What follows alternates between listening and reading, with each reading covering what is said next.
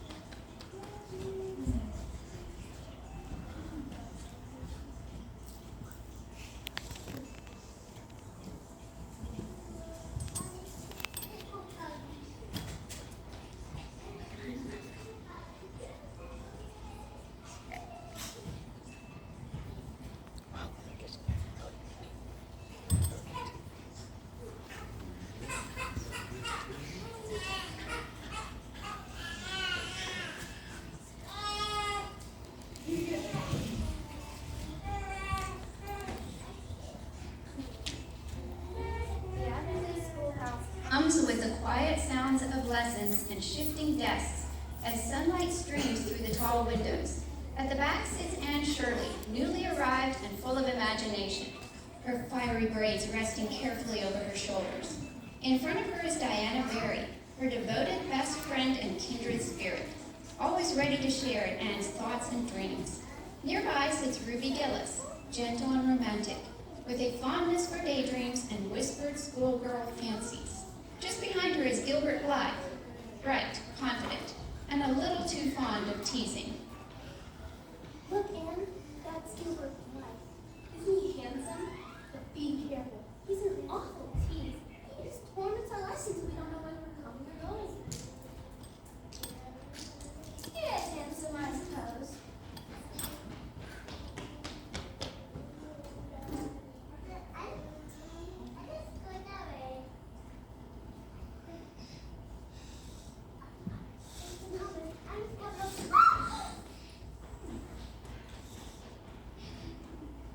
Minutes later, the teacher has returned to the chalkboard.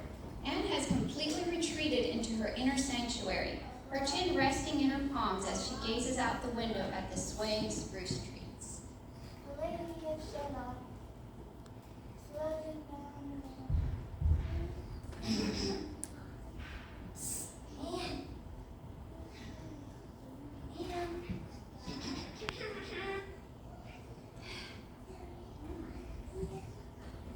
Anne. Anne, parents! You mean it? I didn't mean to scare you.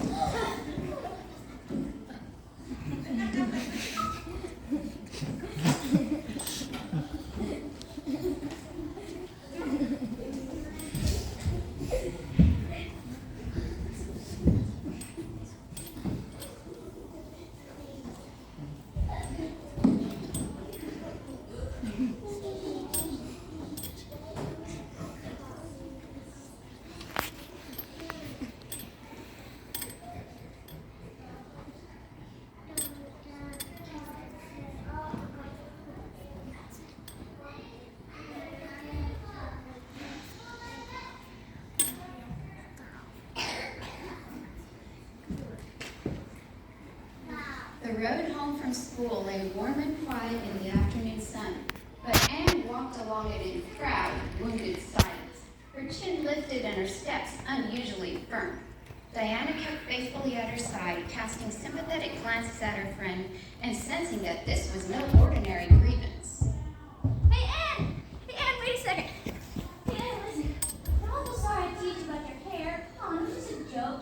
It'll be back for keeps now. Oh, how could you, Anne? He apologized. He actually stood there and said it, and that's Gilbert Blythe, and well, he's him. I can't imagine anyone saying that and after an apology like that. My remorse has its limits. And Gilbert Blythe has crossed them.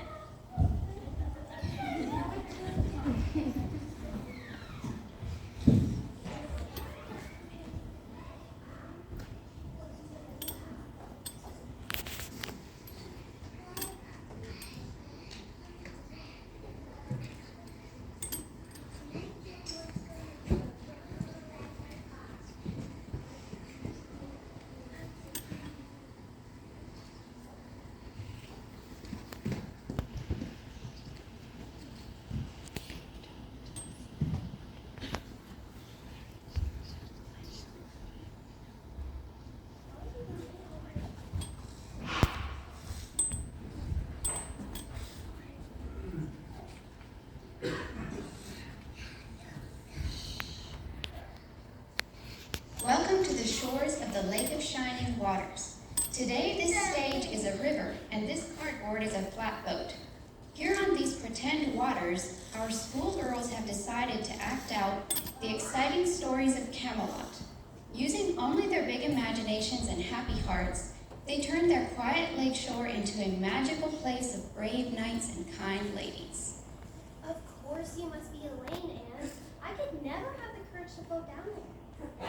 Nor I don't mind going down the slope just to appear, but to lie down and turn a mess, I really died of fun. It's ridiculous to have a redheaded Elaine. Red-haired person can't be a lily maid. Your hair's much darker than it used to be, Anne. And you're the only one who keeps still long enough. No. Fine, I'll do it.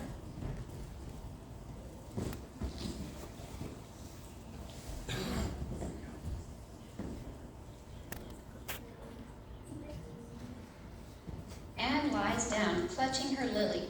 Diana and Ruby give the boat a mighty shove. But soon a sharp crack echoes and the water begins to pour in. Girls! The float! It's leaking! I'm sinking! As the boat passes under the bridge, Anne leaps. The boat emerges empty on the other side, tilts and vanishes.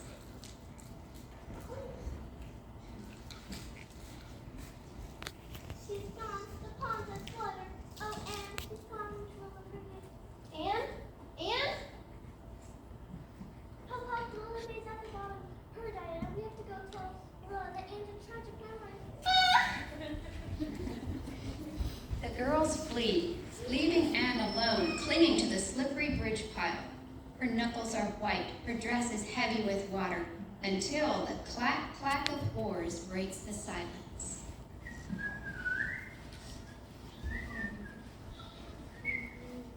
Anne, Shirley, what are you doing up there?